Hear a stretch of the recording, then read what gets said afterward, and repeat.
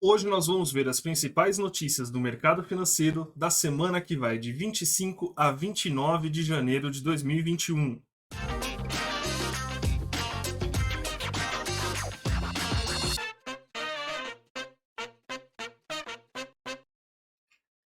E aí, pessoal? Tudo bem com vocês? Meu nome é Leonardo Zeidan, sejam muito bem-vindos ao meu canal. Antes da gente começar o vídeo, não se esqueçam de deixar o like, se inscrever no canal. Se você está assistindo isso aqui no Instagram, vai lá no YouTube, assiste lá no YouTube. Mais para frente eu pretendo descontinuar essa parte aqui no Instagram, tá? Eu pretendo mudar o conteúdo aqui que vai ser apresentado no Instagram e vou focar em trazer os vídeos no YouTube. Mas enquanto eu não faço isso, eu vou continuar postando aqui no Instagram. Mas já aproveita, vai lá, se inscreve no canal no YouTube, para você não perder os vídeos quando ocorrer essa mudança, tá? Bom, essa semana não teve muita coisa, tá? Então, os vídeos, as notícias que eu vou trazer aqui, elas giram em torno de três tópicos, basicamente, que são o short squeeze, teve lá nos Estados Unidos na GameStop, e a tentativa de fazer isso aqui no Brasil com a IRBR, tá? É, a greve dos caminhoneiros está programada para acontecer agora na próxima semana e a vacinação contra o Covid-19. Tá? Então vamos lá para a minha tela para a gente começar a ver as notícias. Então vamos lá. Primeira notícia aqui é sobre o short squeeze. Pessoas físicas vencem Wall Street e a ação da GameStop dispara 300% no ano. Mas futuro é incerto. Entendo o caso. Tá. Vamos lá. Para quem não sabe, para quem não se inteirou do que está acontecendo, vou dar um breve resumo. Então, tem as ações da GameStop, é uma empresa americana de games, né? E essas ações estavam bem desvalorizadas e tinham vários fundos de investimento shorteando essa empresa. O que é shortear? É você vender a descoberto. Você aluga a ação de alguém que tem essa ação, vende ela no mercado com o intuito de comprar depois mais barato e devolver essa ação para o doador. Né? Isso é uma coisa absolutamente normal do mercado, tá? Isso é um tipo de operação, muita gente faz, muitos fundos de investimentos fazem. Esse tipo de operação muitas vezes faz parte de outras operações, por exemplo, de hedge, ou uma operação de long and short, esse tipo de coisa. Então, é absolutamente normal a venda descoberto, para quem não conhece, né? E o que aconteceu existiam esses fundos que estavam shorteando essa empresa, e os investidores, pessoa física, muitos investidores se juntaram, tá? O movimento começou ali no Reddit, que é um fórum americano ali, um fórum, na verdade, mundial, né? Onde existem vários mini fóruns dentro desse fórum. E dentro dessa plataforma, o pessoal combinou de fazer uma compra em massa dessas ações, com o intuito de manipular o mercado, levar as ações lá para cima e provavelmente trazer prejuízos para aquelas pessoas que estavam shorteando essa empresa. Então, isso é caracterizado uma manipulação de mercado, tá? Porque existe esse intuito de mudar o preço, tá? Essa história de manipulação de mercado, meu, isso acontece desde que o mercado é mercado, tá? Sempre vai ter alguém mexendo no preço, né? Alguém tentando fazer o preço subir, o preço cair. Isso sempre aconteceu, mas ao passar das décadas, né? O mercado foi se aperfeiçoando e criando mecanismos para evitar esse tipo de coisa. Então, existem várias práticas que são condenáveis ali, e as agências reguladoras atuam em cima dessas práticas, né?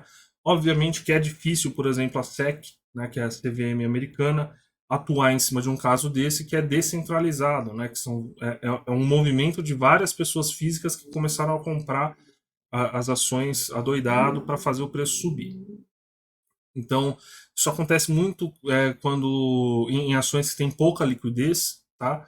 Em ações que são pouco negociadas, porque qualquer movimento mais forte consegue ter esse impacto no preço, né? E o que acontece essa empresa, GameStop, ela tem registrado prejuízos constantes, tá? É uma empresa que já os seus tempos de glória já passou e, e vem passando várias dificuldades nos últimos anos. E muitos fundos estavam vendidos nessa ação acreditando que ela vai continuar piorando.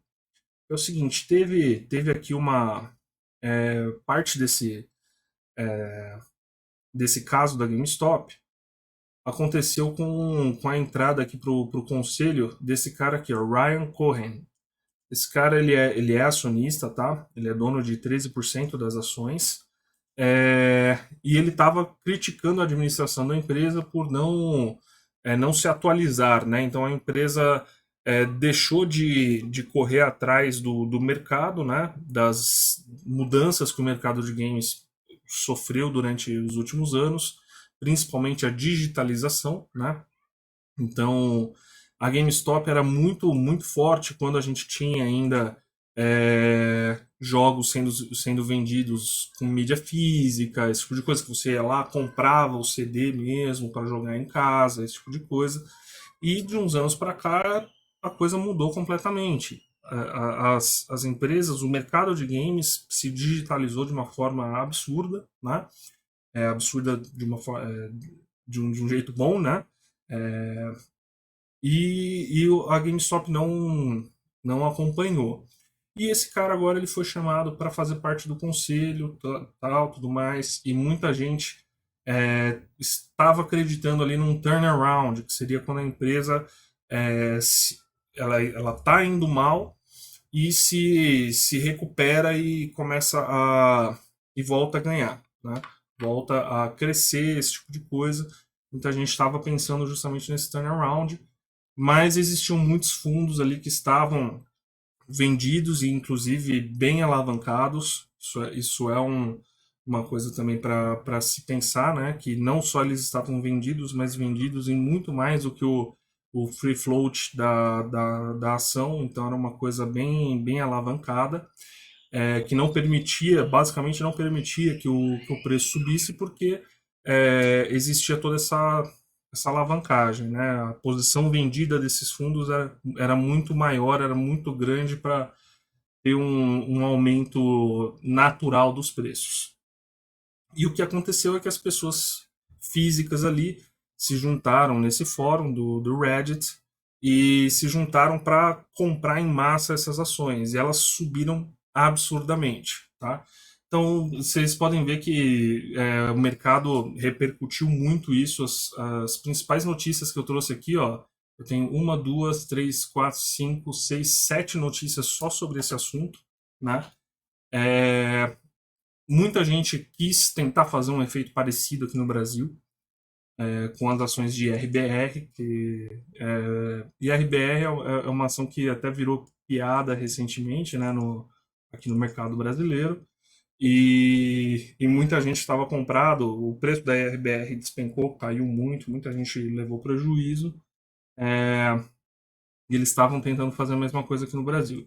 Só que aqui no Brasil, primeiro que essa alavancagem na posição short que os fundos tinham lá nos Estados Unidos, aqui no Brasil não funciona dessa forma, existe um limite, né, da quantidade de ações em free float que pode ser shorteado, né? Lá, por exemplo, acho que era mais de 100% das ações estavam sendo shorteadas. Então, era uma coisa bem complicada das ações em free float, tá? Que são as ações que sofrem a negociação ali diária. Aqui no Brasil a gente não tem isso, então não era o mesmo caso de tem um monte de gente vendida aqui na IRBR e a gente vai fazer o preço subir para prejudicar essas pessoas, né? Era simplesmente para fazer o preço subir. Mas o que acontece? Quando você tem um movimento desse, Você vê aqui 300% no ano, né? Ou seja, nesse comecinho aqui do ano. O preço ele sobe de uma forma artificial. Ele vai cair muito forte. Porque o preço justo, pode ser que o preço estava barato, mas quando ele sobe tanto assim, começa a ficar caro. Muita gente que comprou lá atrás, que entrou no movimento, pode começar a pensar em sair. Outros fundos que não estavam shorteados podem ver esse movimento, pô, ela subiu 300%, vai cair, eu vou entrar shorteado também. Então pode acontecer um movimento aí para reverter essa especulação. E aí muita gente que entrou comprando, acreditando no movimento, ou querendo fazer parte, querendo tirar sua própria casquinha, pode ser que leve um prejuízo grande. Por isso que isso é uma prática perigosa, tá? É, se vocês estiverem pensando em participar de alguma coisa assim aqui no Brasil, em RBR, ou em qualquer outra ação, fiquem espertos, porque muitas vezes o que pode acontecer é o cara compra a ação, aí monta um movimento para fazer essa ação subir, e quando chega lá em cima ele vende, sai do movimento com lucro, e quem acaba se ferrando é quem comprou lá em cima, acreditando na continuidade, né? É, então tomem bastante cuidado. Tiveram vários fundos também lá nos Estados Unidos que entraram nesse movimento. Porque o que acontece? Os fundos que estavam vendidos, provavelmente eles tinham um stop, né? Então, para evitar perdas maiores, eles têm que encerrar a posição. E aí, nesse encerrar a posição, eles vão ter que entrar comprando e vão fazer o preço subir ainda mais, né? Então, tiveram outros fundos que entraram comprados junto com as pessoas físicas, né? Mas que já saíram, já realizaram o lucro e estão de fora agora, aproveitaram esse movimento. Mas eu acho que basicamente é isso, né, sobre o short squeeze. Aí tem várias notícias aqui. Efeito Reddit, além da GameStop, ações de empresas em crise disparam até 500% com investidores desafiando o Wall Street. Né? Uma coisa que também que o pessoal questionou bastante é a atuação das corretoras em cima disso, porque lá nos Estados Unidos, uma das principais corretoras que o pessoal usa, as pessoas físicas usam, né, que é a Robinhood, parece que ela fez algumas coisas ali de interromper a negociação, de encerrar a posição de várias pessoas sem o consentimento delas.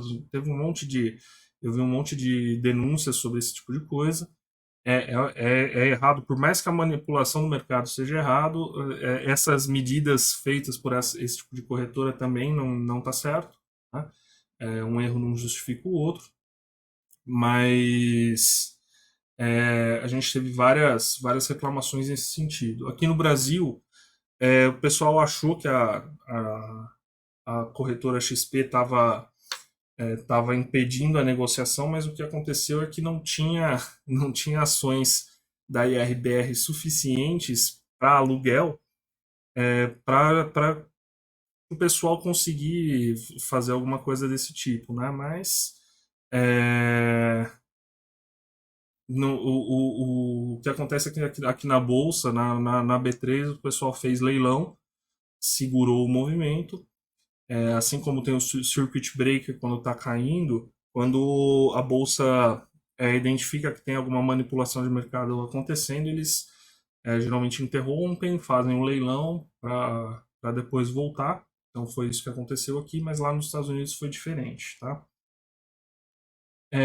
Aí tem várias notícias aqui, pessoal falando que os funcionários recebem muito mal lá nessa GameStop, é, aqui falando que o pessoal tentou fazer a mesma coisa com o IRB, né? E saltou 17,8%. E aqui o pessoal estava falando sobre os riscos, assim como eu estou falando aqui. O risco é justamente você entrar no final do movimento e levar na cabeça. É igual quando você pega um esquema de pirâmide para quem começou lá atrás, para quem entrou no começo, muitas vezes a pessoa ganha um dinheiro. Mas o problema é o último. Quando a pirâmide quebra, o último cara que entrou é o que vai levar o maior prejuízo. E aqui não é diferente, tá? O último cara que entrar ali nesse negócio do short squeeze, né? O último cara que comprar lá no topo, ninguém sabe quando que vai ser o topo, ele pode ter um prejuízo muito grande quando a ação retornar ao seu normal, né? Porque geralmente acontece, ela retorna. Tudo que sobe cai. Lei da gravidade, né?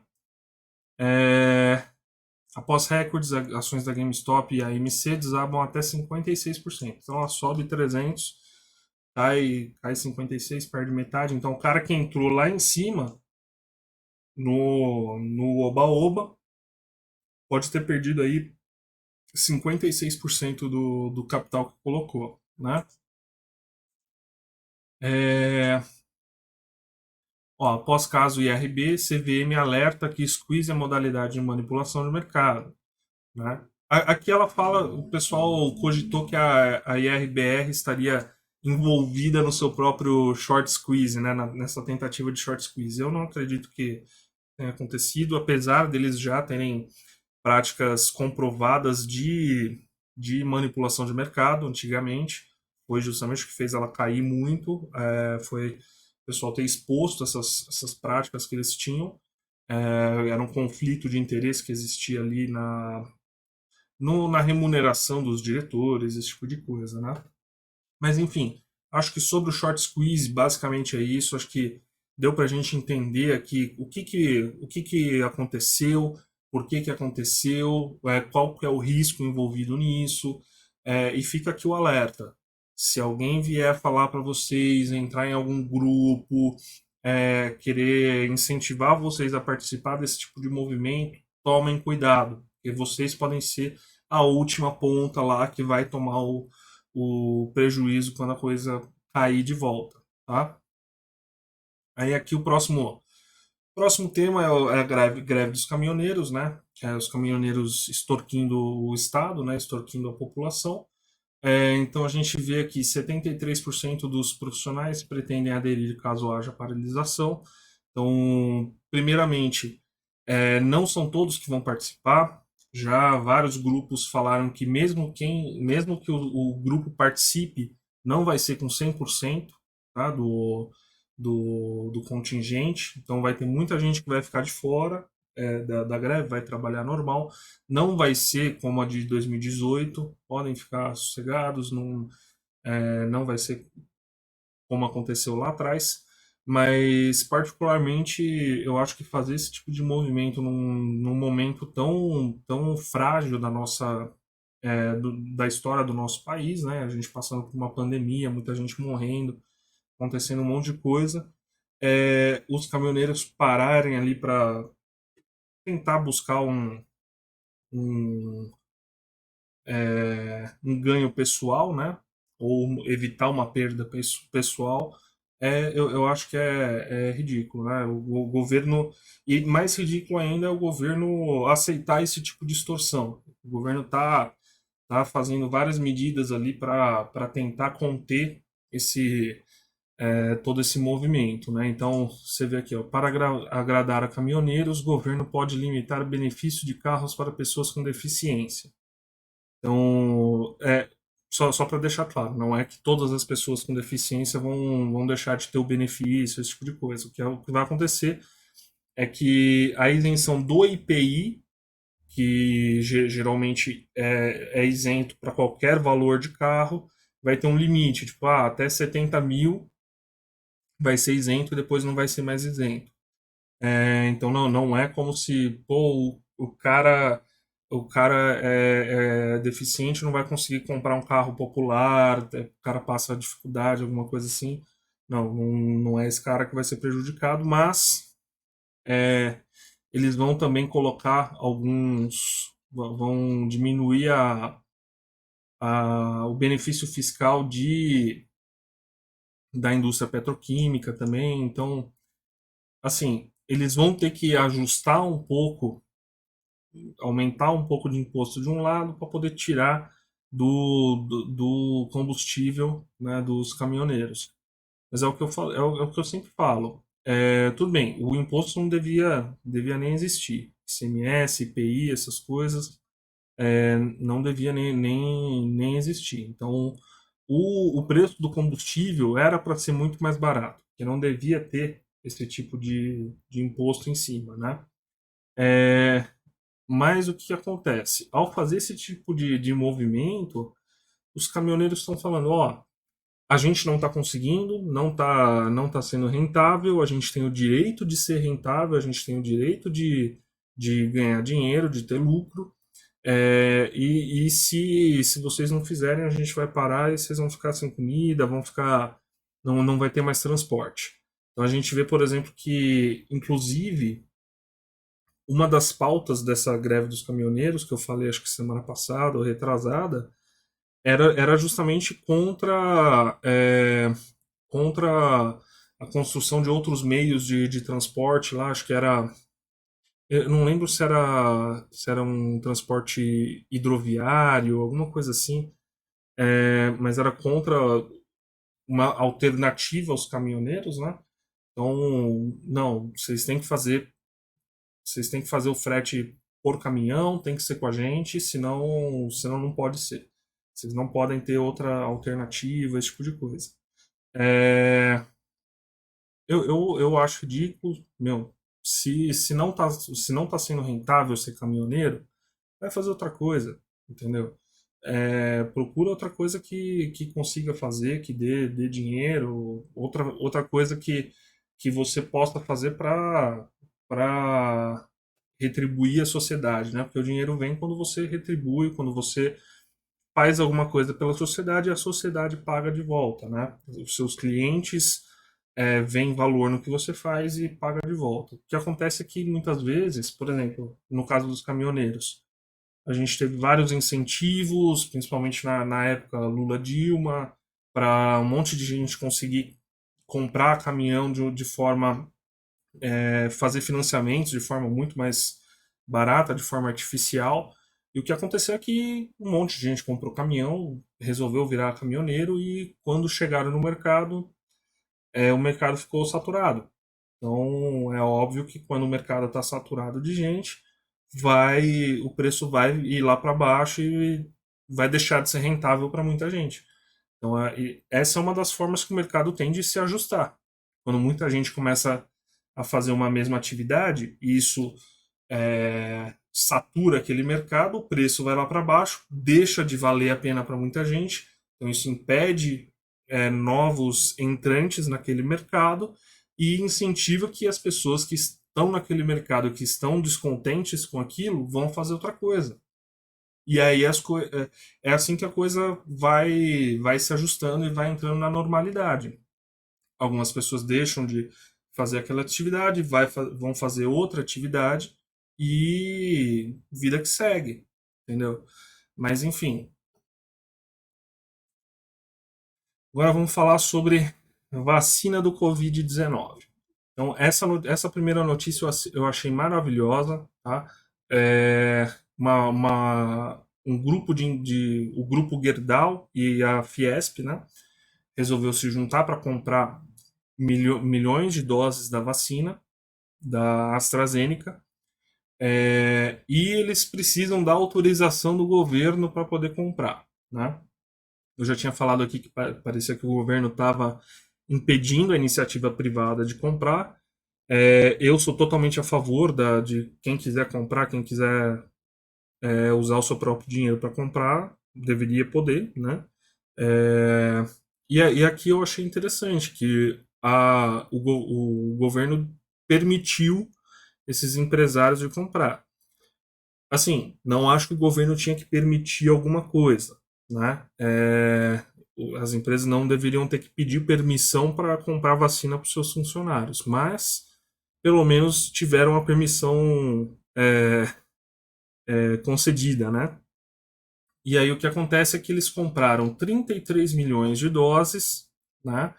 E vão doar metade dessas doses para o governo, né? Então eles resolveram comprar o dobro do que eles precisavam e ajudar o governo a ter mais doses, né? Então, eu achei interessante o governo também se recusasse uma proposta dessa, ó, a gente vai dar aqui, acho que é 16,5 milhões de doses para vocês, de graça. Se o governo recusasse, merecia levar um tapa na cara, né? Mas, enfim, achei bacana. Só que aí a próxima notícia é vacinação compulsória. Aí essa notícia aqui traz o que o governo pode fazer ou não se a pessoa decidir não tomar a vacina. Quais as medidas que pode ter de restrição para a pessoa que não tomar a vacina. Assim, já existem algumas medidas que eles podem fazer, estão pensando em outras medidas, mas sinceramente isso é um absurdo, né? A gente, a gente não sabe nem se vai ter capacidade suficiente para poder vacinar todo mundo, e estamos falando de vacinação compulsória. A gente não tem nem previsão, para quem não é grupo de risco, a gente não tem nem previsão de quando que vai ter vacina. Eles não estão conseguindo vacinar nem o grupo de risco. E estão falando de vacinação compulsória. Isso não encaixa, sabe?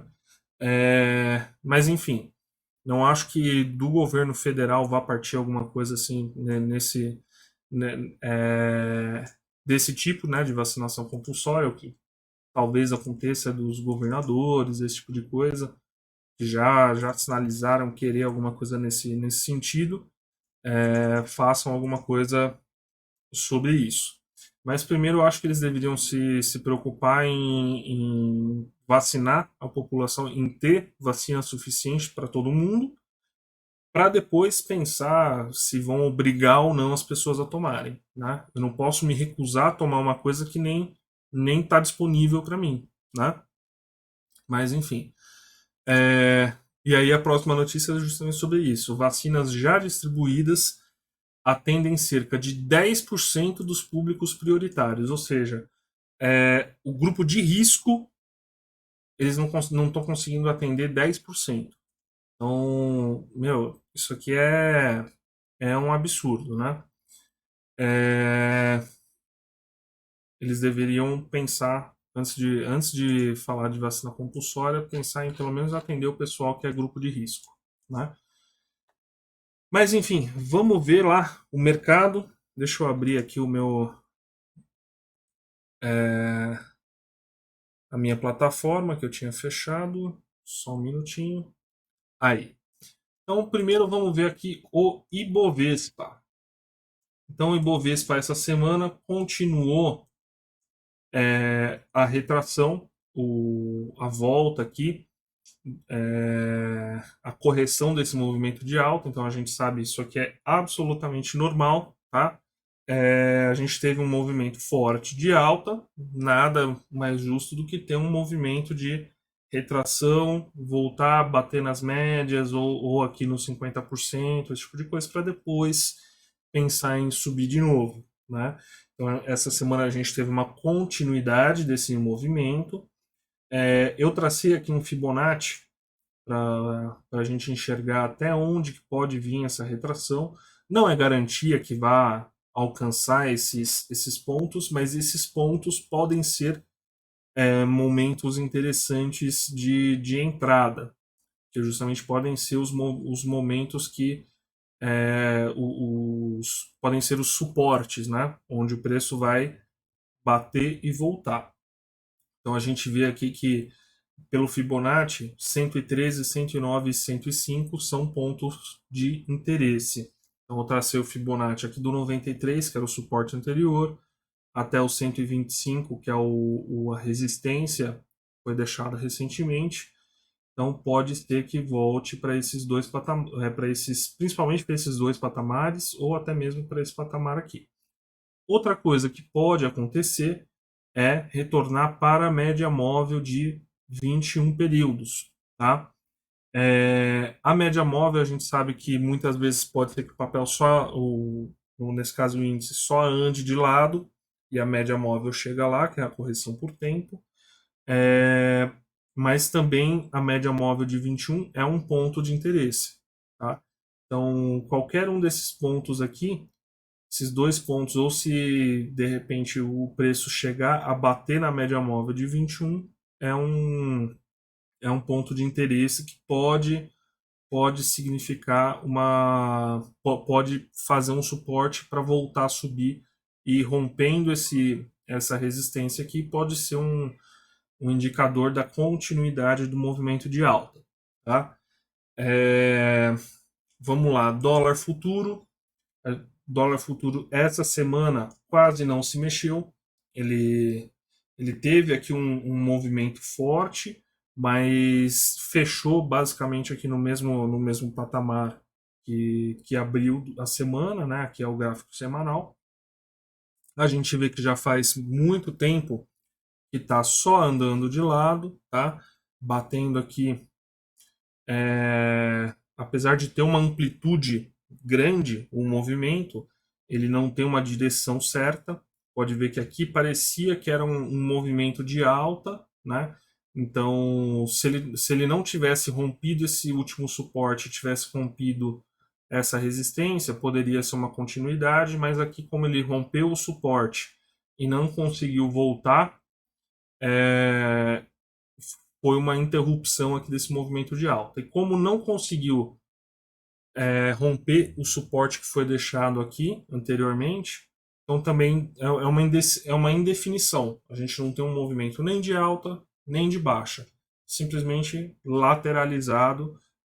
Não tem muita coisa que dê para fazer num momento como esse, a não ser tentar ficar aqui comprando e vendendo nesses patamares, né? Apostando numa continuidade do papel. Ou fazer alguma estruturada, alguma coisa assim, com esse papel, apostando na continuidade desse movimento lateralizado, ou talvez apostando que em algum momento ele vá romper para os dois lados, né? A gente pode ter estratégias bidirecionais, né? Mas no momento não está tão interessante, não tem uma definição. Eu já falo já faz um bom tempo que eu acho que o patamar aqui dos 5,32, né, mais ou menos, é um equilíbrio interessante, né, pelo movimento que ele está apresentando, é um equilíbrio legal, mas vamos ver até quando que isso vai se manter. Bom, por essa semana basicamente é isso, tá, pessoal? Não se esqueçam de deixar o like, se inscrever no canal. E por hoje é isso. Até a próxima. Tchau, tchau.